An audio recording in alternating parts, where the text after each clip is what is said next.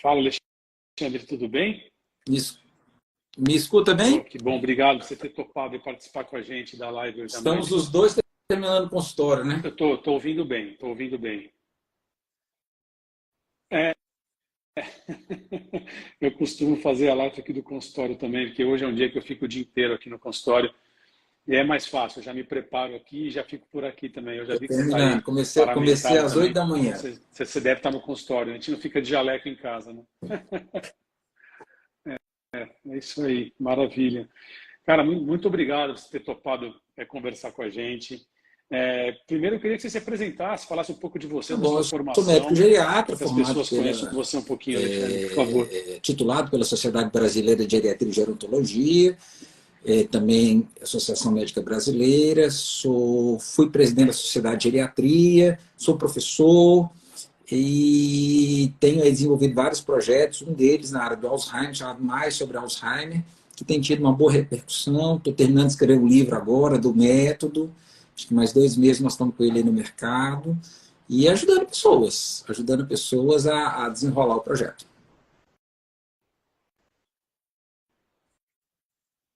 Cara, que legal. Não só atendendo, mas também Sem dúvida, sem sempre dúvida. estudando e divulgando conhecimento, que isso que é mais importante, né? Maravilha. Eu queria que você começasse falando um pouquinho da geriatria. Eu acho que a maioria das pessoas aqui, todos são leigos, né? E seria legal informar para eles assim sobre um pouquinho sobre a geriatria, o que que você faz, qual o tipo de paciente que se atende, né? Tá, Como eu acho que você tem dois enfoca enfoques da nesses geriatria: pacientes. o Explica um pouquinho para a gente, preventivo Alexandre, por favor. e o curativo barra, né, melhoria da qualidade de vida, porque muitas doenças geriátricas não têm cura. Então então o preventivo é olhar para você na idade que Certo. você está e traçar né, fazer uma avaliação completa e traçar os próximos 20 anos, 30 anos da sua vida.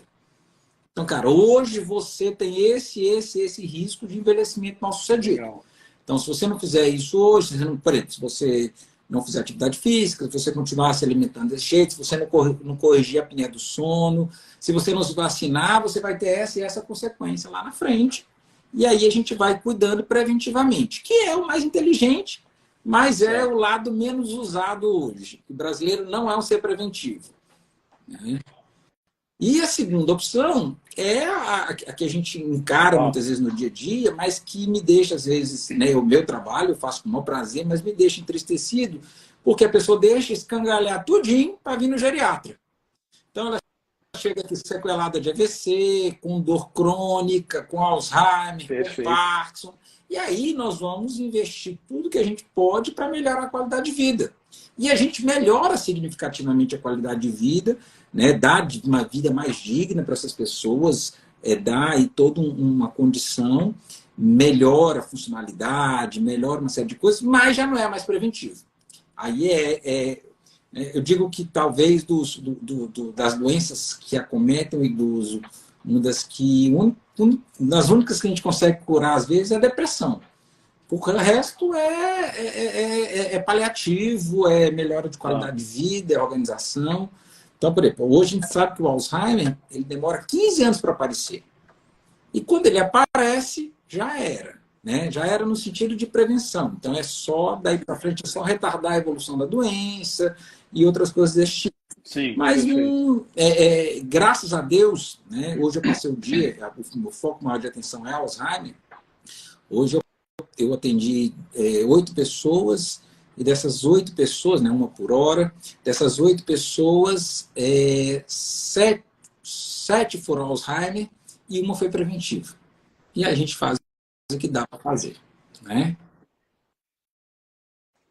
Poxa, sim, com certeza. Não, porque é interessante porque a gente pega a pediatria, acho que é fácil de entender. Falar, não, o médico vai atender a criança, tal. Aí a criança vira adolescente, já passa para o pediatra, aí já vai para um clínico. E aí, acho que a maioria tem a ideia de que não, então depois dos 70 eu vou passar no geriatra. Sim. Teoricamente não, né? Você acompanha o Eu envelhecimento acredito, dessa assim, pessoa.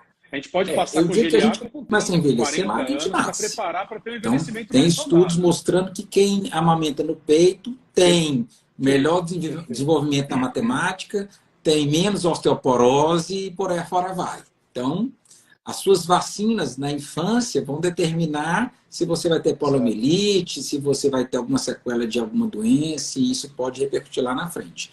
Então, você começa a envelhecer na hora que você nasce. Mas, assim, o tempo que a gente tem que começar a prevenir desde que nasce. Por exemplo, a obesidade das crianças, atuais, elas vão ter repercussão lá na frente. Né? Hoje as crianças, elas comem mal, fazem pouca atividade física. Não sei, eu acho que nós temos aí uma idade mais ou menos parecida. Eu vivia na rua com o pé descalço, jogando futebol descalço, arrebentando na ponta do meu dedo. Né? Todo mundo da nossa idade já quebrou um braço, uma perna, já deu um monte de ponta. Minhas filhas, a minha filha mais velha está fazendo 16 anos, nunca levou um ponto. Entendeu? Então, assim, isso vai ter repercussões lá na frente, mas que é a geração que nós estamos vivendo, né?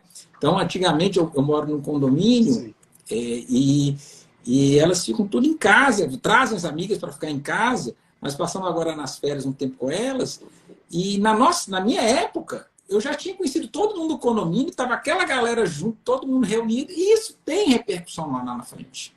Mas, eu acho que uma data boa para a gente começar uma prevenção geriátrica seria a partir dos 40 anos, que a gente consegue flagrar a maioria das doenças antecipadamente, desviar os caminhos que não estão tão legais, né? Então, obesidade, hipertensão, diabetes, são doenças de longo prazo. Uma artéria demora 30 anos para entupir.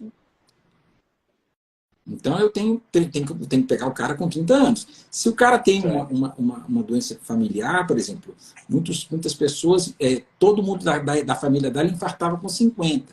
Essa pessoa não pode começar a se prevenir aos 40.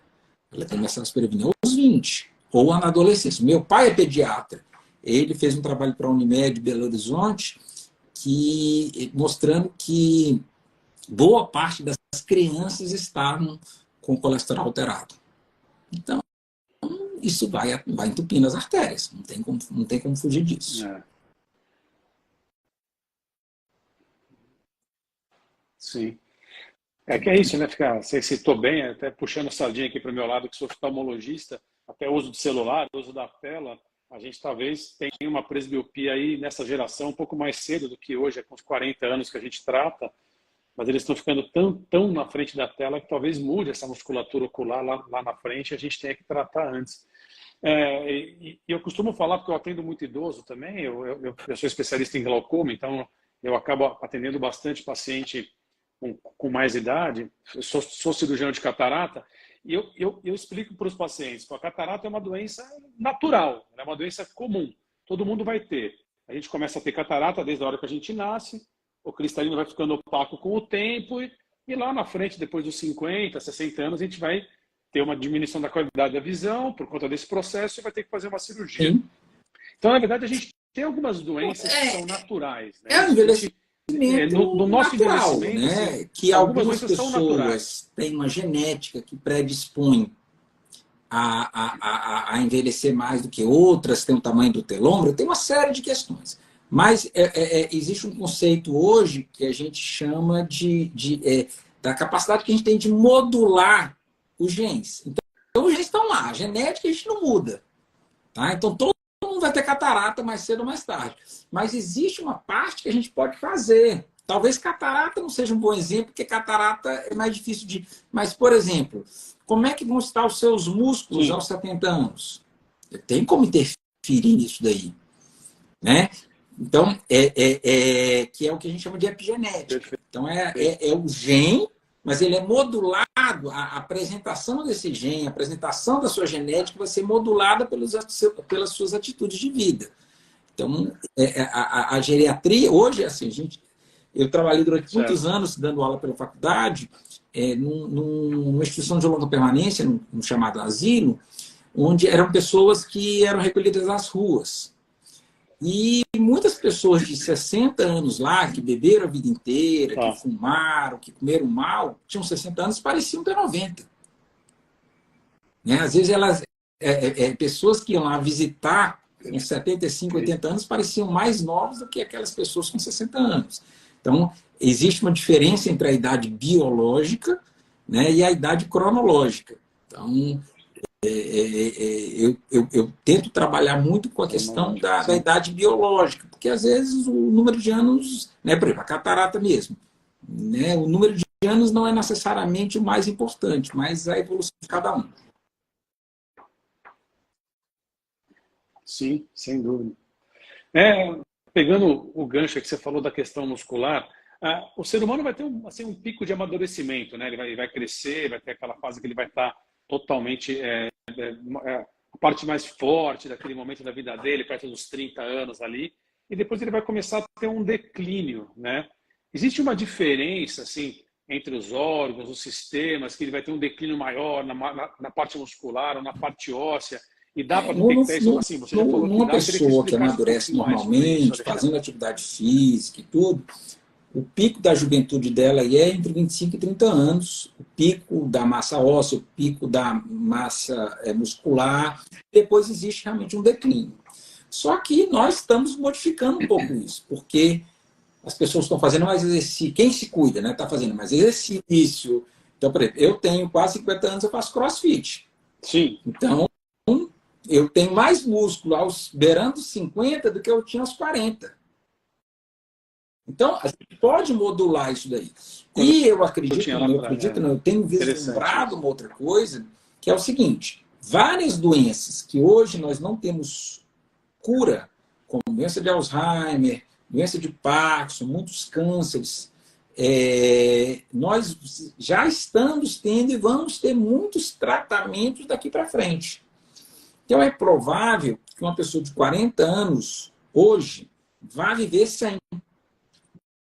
Por quê? Porque a expectativa de vida, quando a gente você vai ter... Perfeito. Câncer não é uma doença só, são várias doenças que se manifestam. Então você vai ter tratamento para câncer de mama, tratamento para isso, para pele, para ossos. Então você vai diminuir a mortalidade pelo câncer. O Alzheimer, que começa a atingir as pessoas com 65 anos, Perfeito. né, aos 65 anos, 6% da população tem Alzheimer, isso aí vai ser empurrado para frente. Por quê? Porque você vai ter a prevenção, né? Você vai fazer o diagnóstico precoce, vai começar a tratar antes da pessoa esquecer. Então, em vez dela esquecer aos 65, ela vai esquecer aos 70, aos 80, aos 85. Nós não sabemos. Né? O Parkinson, a mesma coisa. Então, só que tem uma coisa que, se você chegar sem Alzheimer, sem câncer, sem Parkinson, aos 80, mas não tiver músculo, se você não utilizou as suas capacidades mentais para fazer conexões cerebrais, então você vai chegar aos 100 anos, mas com uma vida ruim. Então não adianta a gente aumentar o número de dias de vida sem aumentar a qualidade deles. E aí a gente volta para a prevenção. Perfeito. Nunca é tarde. Tá. E nunca é tarde para começar, né? Teve uma pergunta aqui sobre massa óssea, um idoso de 85 anos, como ajudar, já que não faz exercício? E ele não faz Na verdade, exercício, não vai ter solução. exercícios para pessoas de Se ele não 85, faz. 90 anos. Mas dá para começar. No meu consultório, dá para começar eu separo uma hora para cada paciente na 80. consulta. E todos os pacientes do meu consultório, assim, eu digo, eu tenho 90% de pacientes fazendo atividade física. Porque é uma premissa da minha consulta, eu exijo, eu não voltou sem fazer, eu peço de novo. Depois lá da terceira e quarta consulta, os mais resistentes estão lá, e eles param, eu volto, entendeu? E muitos deles têm Alzheimer, que estão fazendo agora, eu gravo o vídeo, ó, seu fulano, aqui, ó, o senhor está se comprometendo comigo a caminhar 15 minutos 2 vezes por dia, é ou não é? E mostra o celular para ele e fala, para quê? Para o cuidador mostrar para ele, na hora de fazer o exercício. Ele se comprometeu com o doutor de fazer atividade. Ele acaba fazendo. Então a gente vai criando estratégias para tentar resolver o problema. Não, isso é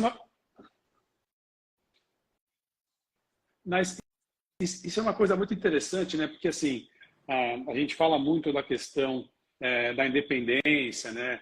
Do idoso ele ser mais, ele ter mais autonomia, né? Quanto mais autonomia, com mais idade ele tiver, melhor. Mas chega uma hora que assim, eu atendo muito idoso, mas é importante que ele venha acompanhado, né, de alguém, de um cuidador, de um familiar, para que as coisas por exemplo, no pós-operatório, é legal para você falar o uso do colírio, se ele entendeu bem, se tiver alguém escutando, é muito melhor para o paciente. E hoje em dia a gente tem formas, né? Você acabou de citar uma, de gravar um vídeo para ele ver que ele tem que fazer aquilo. Ainda tem o cuidador para E cobrar, assim, né? eu, Acho que a eu função acho do cuidador é muito assim, importante o nessa hora idoso, também, né? à medida, antes de chegar lá, o trabalho do geriatra é fazer com que a pessoa ela chegue às idades mais avançadas com autonomia e independência. O que é autonomia? Capacidade de decisão. Independência, capacidade de fazer por si só. Perfeito. Então, eu quero tomar um copo d'água. Autonomia. Eu me levanto, vou lá e pego água e tomo. Independência. Então, mesmo o idoso tendo autonomia e independência, a família vai começar a suportar, vai ter que suportar, porque ele vai ficando mais dependente mesmo. Mas eu vou empurrar, eu vou fazer esse trabalho para que ele chegue na idade mais avançada. Eu tenho pessoas aqui de 90, 95 anos ativos. Eu me lembro de uma senhora que eu atendi de 105 anos, que não tomava nenhum remédio, e ela tinha as pernas arqueadas, ela tinha, né, o gêmeo válvulo assim, bem grande, e ela falou assim, eu falei, como é que eu posso ajudar a senhora? Doutor, conserte as minhas pernas, com 105 anos, entendeu? Não tem com quem fazer, né? Então, a gente quer empurrar isso lá para frente. Sim. A gente sabe hoje que tem alguns fatores genéticos que fazem as pessoas, né, famílias de longevos, que a gente chama de super-agers, são aqueles que chegam para mais de 100 anos. Então, a gente tem um grupo grande lá nos Estados Unidos, com mais de 100 mil pessoas ao longo do mundo, que chegaram a 100 anos e que eles estão tentando entender o que essas pessoas têm e tentar reproduzir isso em outras pessoas.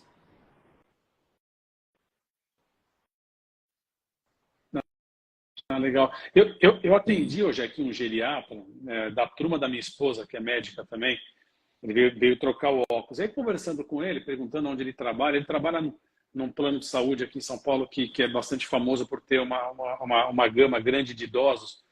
E ele falou que esse plano tem por volta de 560 mil vidas e a média de idade é de 75 anos. Então, para a média ter 75, sim, ele tem realmente um número de pessoas com mais de 90.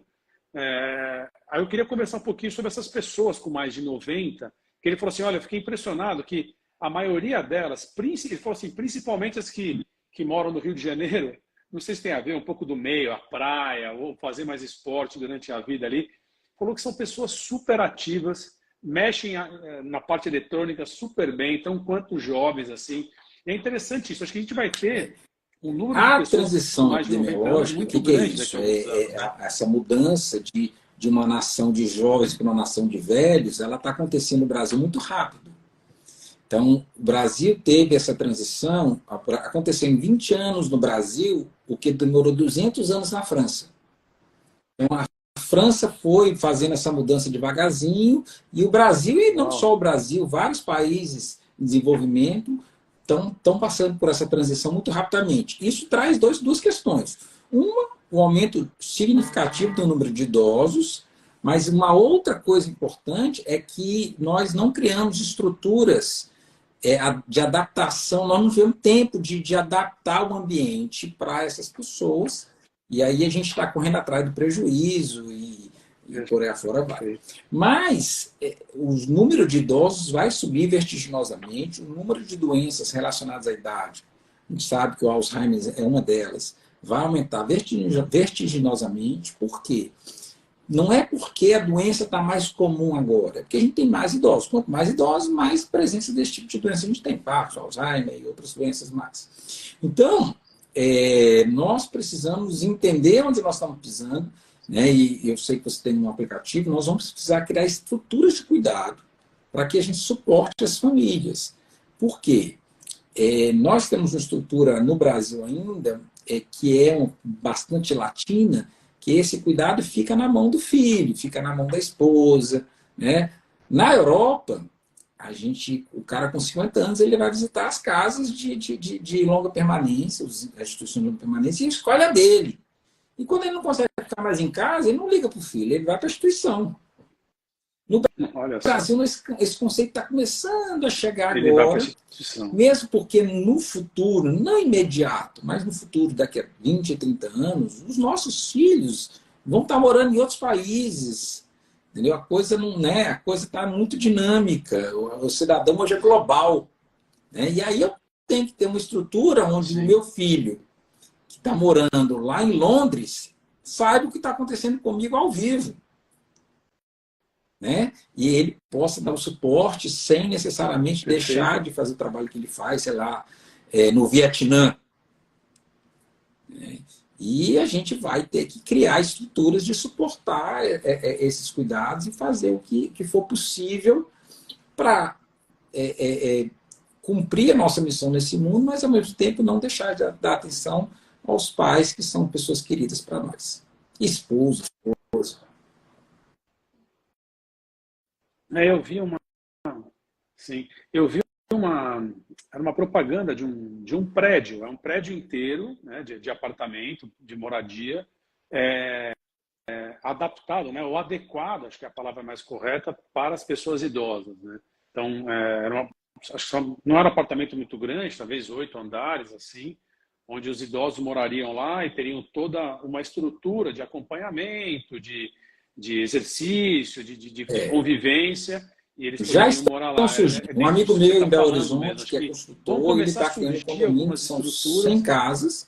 Essas casas serão alugadas, casas com estrutura boa, que legal. Um padrão bom, mas o maior de lá são as áreas comuns, onde pessoas não são pessoas demenciadas, são pessoas que estão envelhecendo, mas ainda têm uma vida ativa, mas tem áreas comuns de jogos, de fisioterapia, de alguns tipos de atenção médica, área para praticar esporte, área verde. Então, onde essas pessoas que estão juntas, elas possam ter uma qualidade de vida e serem suportadas. E isso vai multiplicar, né? Já está multiplicando no mundo, mas no Brasil vai começar a estourar a partir de agora. Porque é uma questão cultural mesmo, né? Parece que quando você fala de uma casa de repouso, né? A ideia dessas casas são pessoas, as pessoas que têm condição, que elas venham a vir espontaneamente. Elas não seriam colocadas lá, serão pessoas que ainda têm sua autonomia preservada e tomem a decisão de morar num ambiente como esse, onde eles têm ali a individualidade preservada, mas tem um ambiente comum que propicia a convivência, e a gente sabe que a convivência é fundamental para que a gente envelheça com saúde.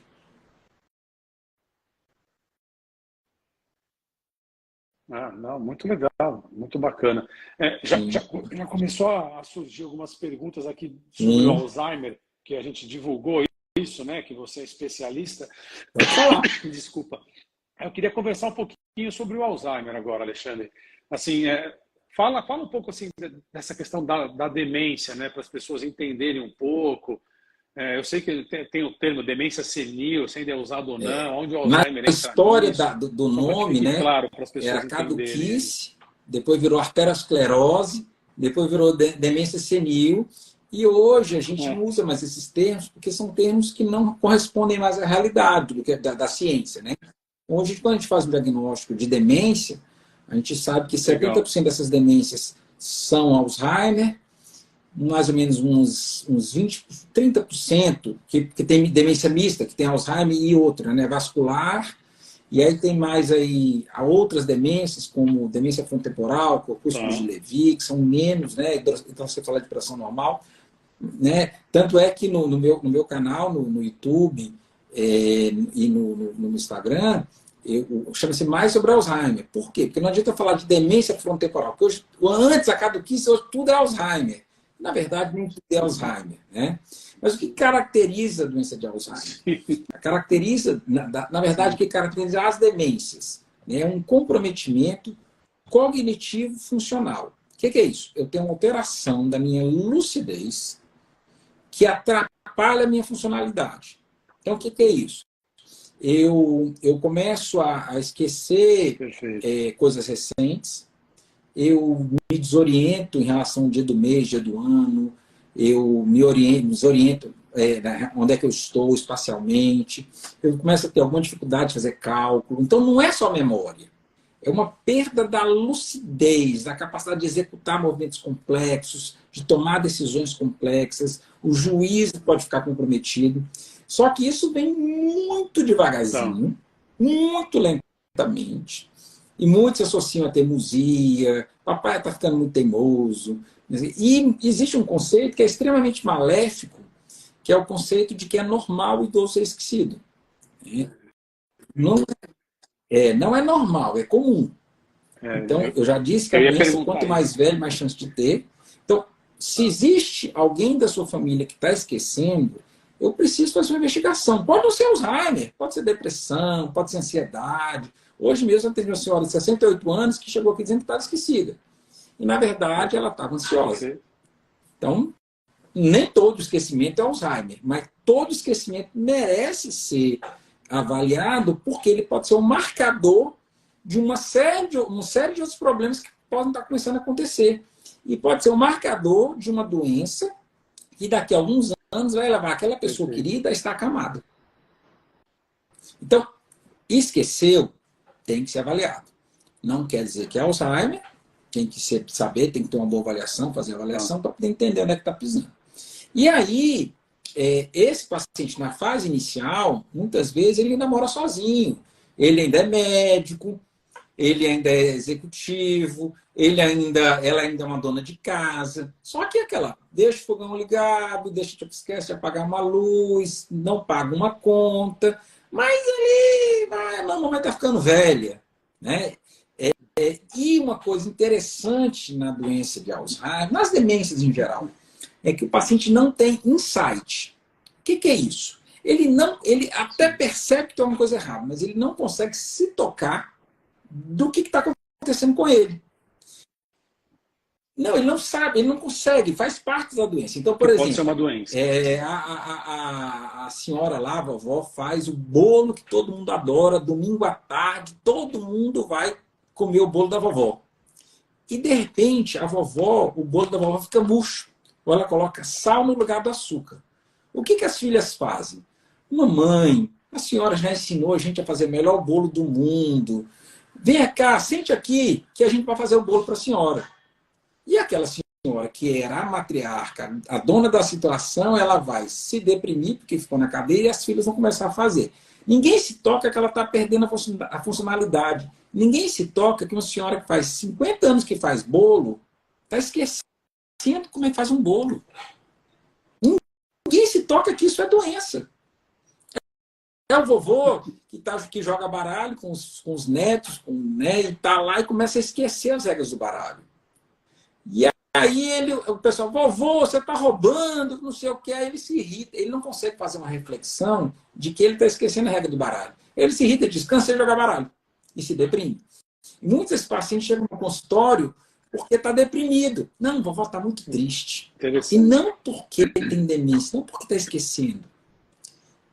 É o filho que chega em casa, a mãe mora sozinha, ele olha para casa e acha a casa meio bagunçada, que ela sempre foi muito arrumada.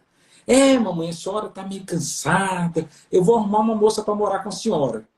E a moça começa a fazer tudo, e aquela senhora vai para a cadeira de balanço, para o sofá, e vai ficar vendo lá as missas, as novelas e tudo, e o filho vai lá uma vez por semana, e conversa aquela conversa superficial, ninguém discute o futuro do Brasil, ou ninguém discute a política, ninguém discute por que aquele time contratou aquele jogador, não contratou o outro. As conversas são superficiais. Tudo bem, mamãe, tudo bem. Nesta semana, tudo bem. As perguntas as respostas são evasivas e ninguém se toca. Um dia, esse filho chega lá e fala assim, mamãe, aí ela olha e fala, quem é você? Aí ele se preocupa. Só que aí já passou 6 anos de doença. Já é tarde demais.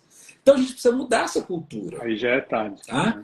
E a gente precisa entender que qualquer esquecimento ele pode ser um marcador de uma doença grave, de grande comprometimento da qualidade de vida.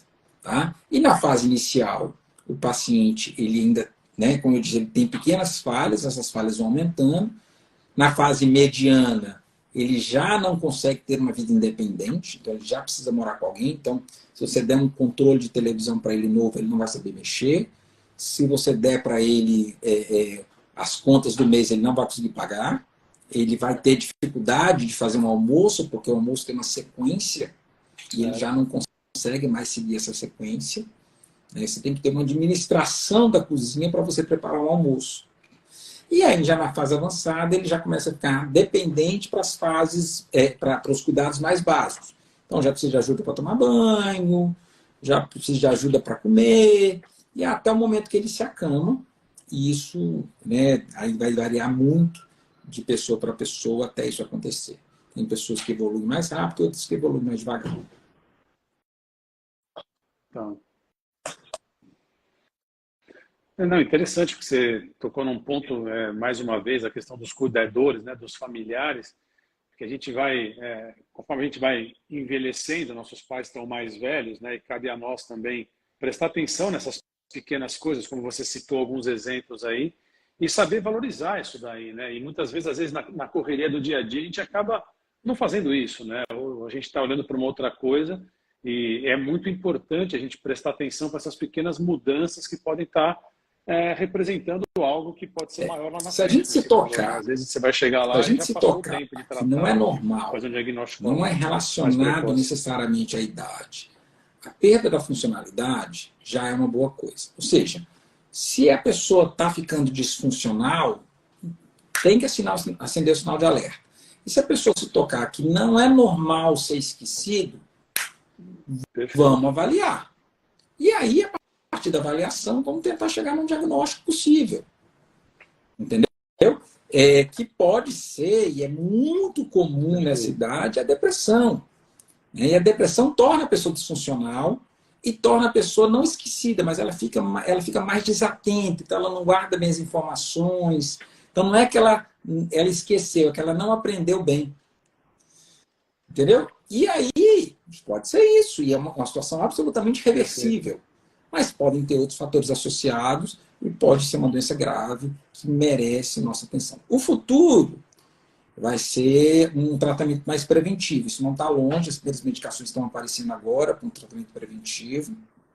Preventivo entre aspas, mas assim, diagnóstico precoce, como hoje a gente faz com a diabetes, a gente diagnostica precocemente e a gente trata por 20, 30 anos, evitando as consequências da diabetes, as complicações, e eu acho que esse é o caminho dos próximos 10 anos da doença de Alzheimer. Sim.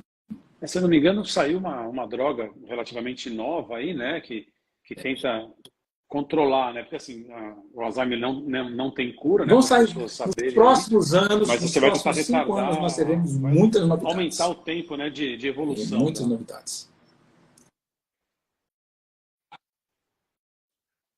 Legal. Passou uma pergunta aqui de uma pessoa que falou que o pai tem, os irmãos todos desse pai mas têm. Você tem mais chance de ter. Isso significa que ela vai ter também? Tá? Então, assim, não é uma... eu digo, para facilitar, quanto mais pessoas na sua família tiver, mais chance você tem de ter. Mas a doença, eu diria que a genética é 20% do problema.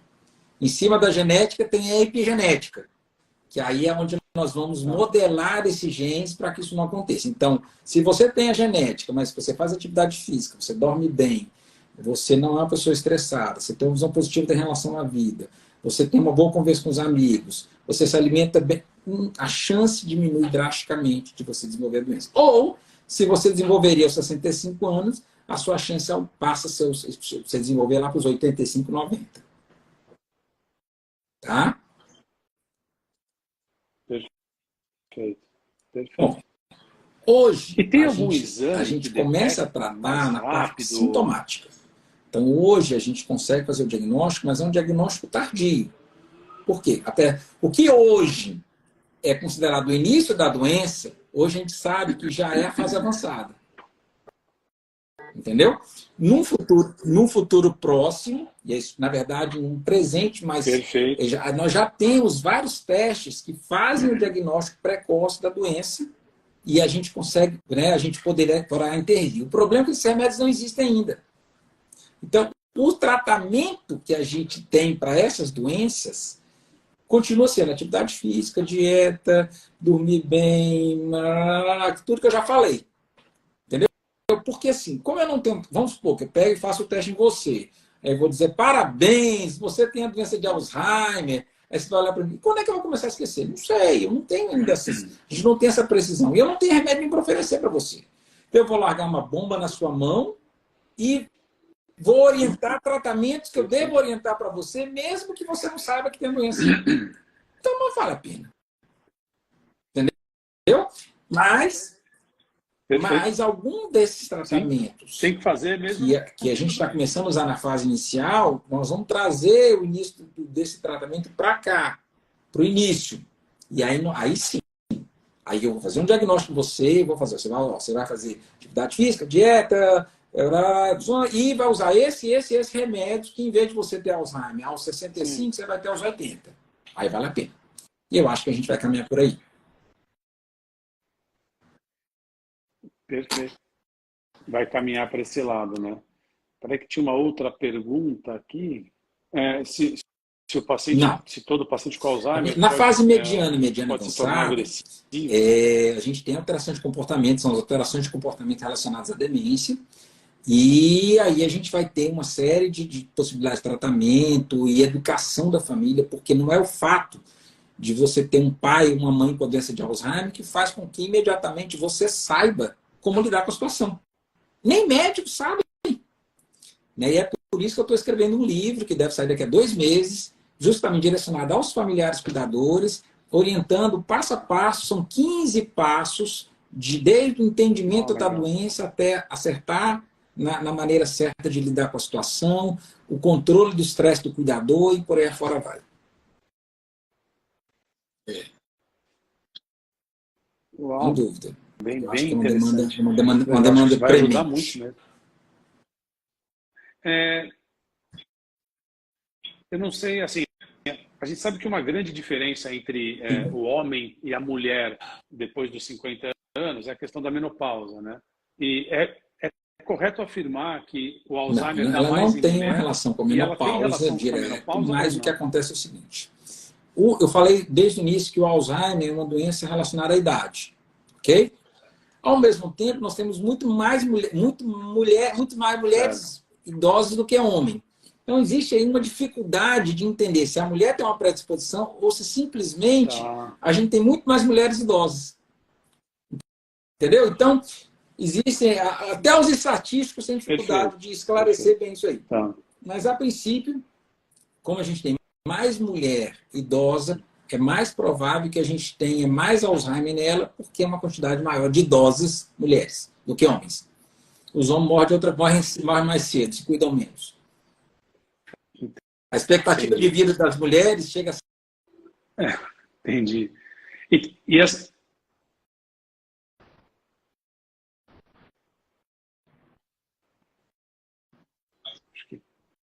Travou. A expectativa de vida das mulheres Alexandre, chega a ser 7 a 8 anos mais do que a dos homens. A expectativa de vida das mulheres... Entendeu? Então... Perfeito. Tá. Então vai ter mais mulher com Alzheimer.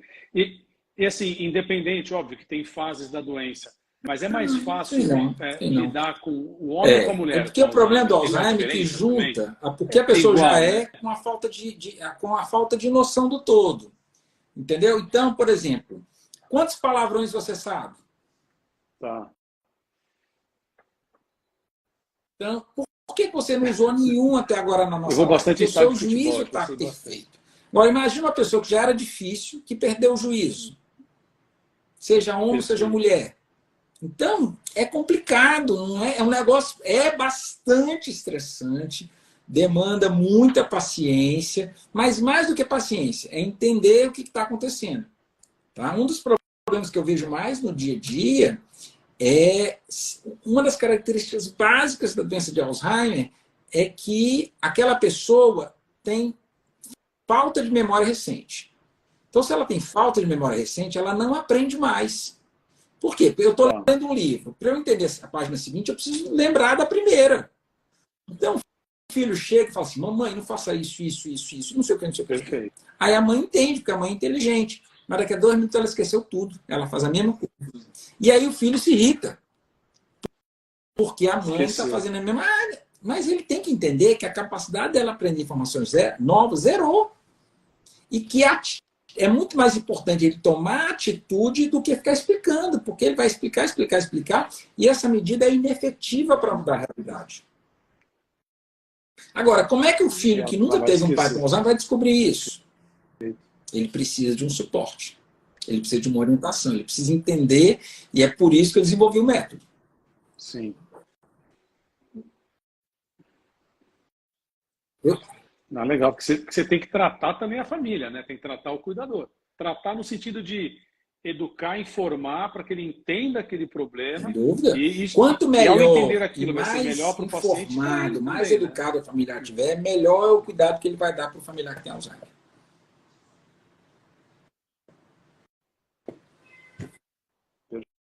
Perfeito. Muito legal.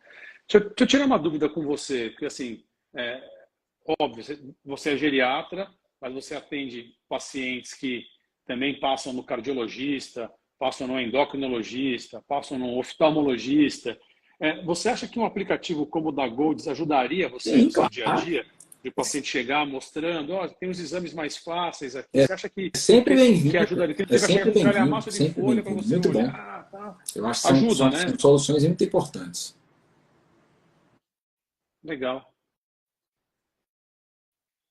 Não, porque a gente assim, eu vejo que às vezes, como eu falei, eu trato muito paciente de glaucoma, aí vem um paciente com 10 campo visual, aquele na mão, aquele monte de papel.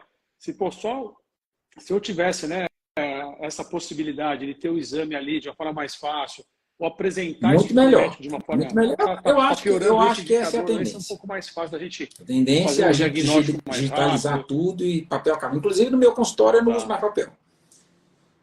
Eu não uso, basicamente eu não assino mais nada, tudo é digital, assinatura digital, né? Os exames eu mando digital, a receita eu mando digital, porque tende a acabar agora tudo que é papel.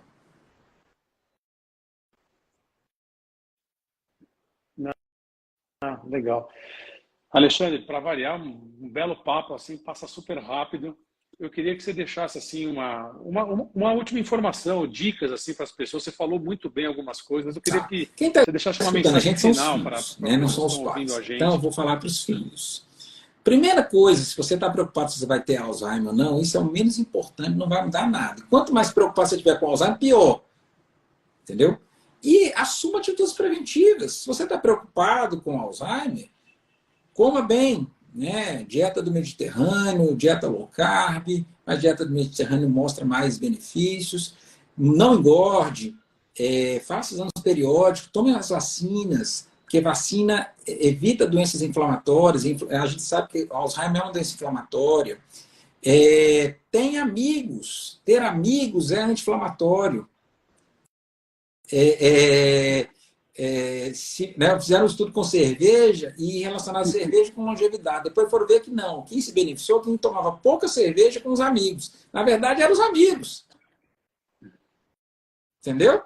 Então, conviva com os amigos, tenha uma espiritualidade, um sentido de vida, um porquê viver, que os japoneses chamam de Ikigai. Né? Então, se você fizer isso aí, você não vai prevenir só Alzheimer, não. Você vai prevenir um monte de doenças. E aí você vai ter uma qualidade de vida muito melhor. Essa é a minha mensagem e meu agradecimento pelo convite. Vai atingir essa longevidade ativa, Vamos em frente. né? Vai conseguir viver mais. Bom, mas mais uma vez, Alexandre, muito obrigado pela participação. Foi um prazer conhecer você. Vamos divulgar o seu livro aqui também na Golds aqui no Quem tiver Instagram. interessado em Alzheimer, entra lá no meu canal. Muito obrigado. Lá eu tenho mais de 400 vídeos falando sobre a doença de Alzheimer. Tá? No Instagram. Não, é o Dr. Alexandre Cavalcante. Legal. Qual que é o canal? Tá? E se quiser também no YouTube tem mais sobre Alzheimer. Tá, legal. Tá? Então tá bom. Grande abraço para vocês. Legal. Boa noite. Valeu. Muito obrigado, viu? Boa noite. Um abração em todos aí. Tchau, tchau.